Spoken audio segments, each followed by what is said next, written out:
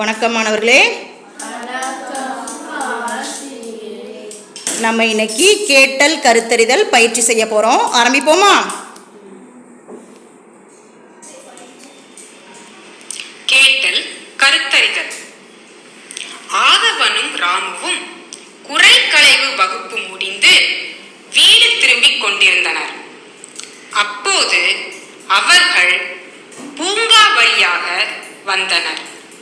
பூங்காவில் இருந்த ஒரு மாமரத்தில் நிறைய மாங்காய்கள் கிடப்பதை பார்த்தனர். ராமுவுக்கு மாங்காய் பச்சடி என்றால் மிகவும் விருப்பம். ஆதவனுக்கு மாங்காய் பச்சடி பிடிக்காது. ஆனால் மாங்காயை சாப்பிடுவது பிடிக்கும். அதனால் இருவரும் மாங்காயை பறிக்க